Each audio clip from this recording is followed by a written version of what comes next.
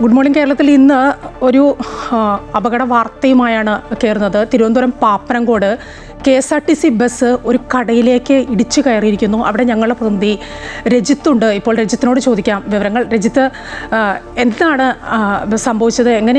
എന്താണ് അവിടെ നിന്നുള്ള ഏറ്റവും പുതിയ വിവരങ്ങൾ എന്താണ്?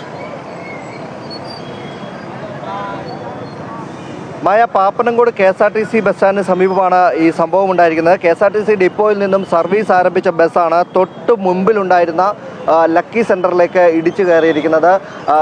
KSRTC ബസ്സിൽ ഉണ്ടായിരുന്നത് ഡ്രൈവറും കണ്ടക്ടറും ആണ്. തുടർന്ന് ഈ ലക്കി സെൻറ്ററും രാവിലെ തുറന്ന് പ്രവർത്തിച്ചിരുന്നു. ലക്കി സെൻറ്ററിലെ ജീവനക്കാർക്ക് ഒരാൾക്കും കൂടി പരിക്കേറ്റിട്ടുണ്ട്. ആകെ 3 പേർക്കാണ് പരിക്കേറ്റിരിക്കുന്നത്.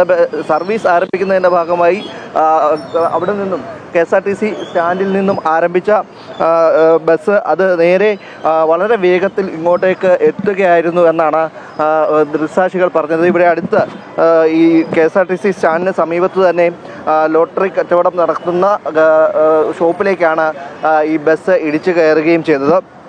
ഒപ്പം തന്നെ ഇവിടെ രാവിലെ തന്നെ കച്ചവടത്തിനെത്തിയിരുന്ന മറ്റൊരു വ്യക്തി കൂടി ഉണ്ടായിരുന്നു. അദ്ദേഹം ഇവിടെ നിന്നും ഒഴിഞ്ഞു മാറിയതിനാലാണ് അദ്ദേഹത്തിന് വലിയൊരു അപകടം ഉണ്ടാകാതിരുന്നത് എന്ന് അദ്ദേഹം അല്പം മുമ്പ് നമ്മളോട് പ്രതികരിക്കുകയും ചെയ്തിട്ടുണ്ട്. വലിയ ഒരു അപകടമാണ് ഉണ്ടായത്. എന്നാൽ 3 പേർക്ക് മാത്രമാണ് പരിക്കുള്ളത്. വേറെ മറ്റു തരത്തിലുള്ള അപകടങ്ങൾ, വലിയ ഒരു പ്രശ്നത്തിലേക്ക് കാര്യങ്ങൾ പോയില്ല. പക്ഷേ വാഹനത്തിൻ്റെ മുൻഭാഗം പൂർണ്ണമായും തകരുന്ന ഒരു സാഹചര്യമാണ് ഉള്ളത്. അടുത്തുണ്ടായിരുന്ന ബൈക്കും അപകടത്തിൽപ്പെട്ടിട്ടുണ്ട്. ബൈക്കും പൂർണ്ണമായും നശിച്ചിരിക്കുകയാണ്. അങ്ങനെ ഈ ലക്കി സെൻറ്ററിൻ്റെ മുന്നിലുണ്ടായിരുന്ന ബൈക്കാണ് അത് പൂർണ്ണമായും നശിച്ചു. ലക്കി സെൻറ്ററിലേക്ക് വളരെ വേഗത്തിൽ വാഹനം എത്തുകയായിരുന്നു എന്നാണ് ദൃക്സാക്ഷികൾ പറയുന്നത്. നിലവിലിപ്പോൾ ഈ ബസ് ഇവിടെ നിന്നും KSRTC ഡിപ്പോയിലെ തന്നെ റിക്കവറി വാൻ ഉപയോഗിച്ചുകൊണ്ട് അകത്തേക്ക് മാറ്റിയിട്ടുണ്ട്. രാവിലെ സർവീസ് ആരംഭിക്കുന്ന സമയത്താണ് ഈ അപകടം ഒക്കെ ഉണ്ടായത്. ഈ സമയത്ത് ഇവിടെ ഉണ്ടായിരുന്ന ആളാണ് ഇപ്പോൾ നമ്മോട് പ്രതികരിക്കുന്നത്. എന്തായിരുന്നു സംഭവം നടന്നത്? വണ്ടി അതിനകത്ത് നിന്ന് ഡിപ്പോയ്ക്കകത്ത് നിന്ന് നിയന്ത്രണം വിട്ടു വന്ന് കയറിയതാണ്. അന്നേരം റോഡിൽ വേറെ വണ്ടികളൊന്നും ഇല്ലായിരുന്നു. ഇടി അവിടെ നടന്നെ. അങ്ങനെ ഇങ്ങനെ വന്ന് കയറി പകുതി കഴിഞ്ഞതിന് ശേഷം വന്ന് കയറിയപ്പോഴാണ് എനിക്ക് വണ്ടി ഇങ്ങനെ നിയന്ത്രണം വിട്ട് വരികയാണല്ലോ എന്ന് എനിക്ക് തോന്നിയത്. എനിക്ക് എഴിക്കാനും ഓടാനൊന്നും പറ്റില്ല, ഹാൻഡിക്കാപ്പെടാണ്. അങ്ങനെ ഞാനൊന്ന് കൈകുത്തി ഇങ്ങനെ എഴിക്കുമ്പം കസേര മറിഞ്ഞ് വീണ് ഇങ്ങോട്ട് മറിഞ്ഞു. അങ്ങോട്ടല്ല, വണ്ടി അങ്ങോട്ടാണ് നിന്നത്. അങ്ങനെ മറിഞ്ഞ് വീണ് ഓവർ സ്പീഡിലായിരുന്നു. ഓവർ സ്പീഡ് കണ്ണടച്ച് തുറക്കുമ്പം മിന്നൽ വേഗത്തിൽ ഇങ്ങനെ വന്ന് കയറിയത്. ലക്കി വിട്ടുകൊണ്ടിരുന്ന ഒരാളുണ്ടായിരുന്നു. പക്ഷേ ടിക്കറ്റ് എടുക്കാൻ വേറെ ആളുകളില്ലായിരുന്നു എന്ന് തോന്നുന്നു. അയാൾ മാത്രം വന്ന് തുറന്ന് തിരികെ കത്തിച്ചതിന് ശേഷം കൊടുക്കാൻ തുടങ്ങുള്ളൂ. അന്നേരം ആവണേ ഉള്ളൂ. അപ്പോൾ പക്ഷേ അയാൾ തെറിച്ച് വീണ് താഴെ വീണ് നിലത്ത് വീണ് കിടന്നത്. അയക്കും ഡ്രൈവറിനാണ് കുഴപ്പമൊന്നും തോന്നുന്നു. വേറെ കുഴപ്പമില്ലെന്ന് തോന്നുന്നു. വേറെ ആൾക്കാരെ കുറിച്ചൊന്നും അറിഞ്ഞില്ല. പിന്നെ അവിടെ പാർക്ക് ചെയ്തിരുന്ന ഒരു ബൈക്കും ഇടിച്ച് പോയെന്ന് തോന്നുന്നു. മായ, ഇത് തന്നെയാണ് ഈ ലക്കി സെൻറ്ററിൽ ഉണ്ടായിരുന്ന ആൾക്കും ഡ്രൈവർക്കും അതുപോലെ തന്നെ അതിലുണ്ടായിരുന്ന കണ്ടക്ടർക്കുമാണ് പരിക്കേറ്റിട്ടുള്ളത്. 3 പേർക്കാണ് ഇപ്പോൾ പരിക്കുള്ളതായി അറിയാൻ കഴിയുന്നത്. ഒരു വാഹനം പൂർണ്ണമായും, അതിൻ്റെ മുമ്പിലുണ്ടായിരുന്ന വാഹനം അത് പൂർണ്ണമായും നശിച്ചു പോയിട്ടുണ്ട്. ഇതിനായാലും വലിയൊരു അപകടമാണ് ഉണ്ടായത്. എങ്കിൽ തന്നെയും ഇപ്പോൾ വാഹനം ഇവിടെ നിന്നും റിക്കവറി വാൻ ഉപയോഗിച്ച് പാപ്പനംകോട് സ്റ്റാൻഡിലേക്ക് തന്നെ മാറ്റിയിട്ടുമുണ്ട്. രജിത്തിനോട് അവിടെയുള്ള ആൾ പറഞ്ഞത് വെച്ച് നോക്കുമ്പോൾ ഓവർ സ്പീഡായിരുന്നല്ലേ ഡിപ്പോയിൽ നിന്ന് ഇറങ്ങിയ വണ്ടി?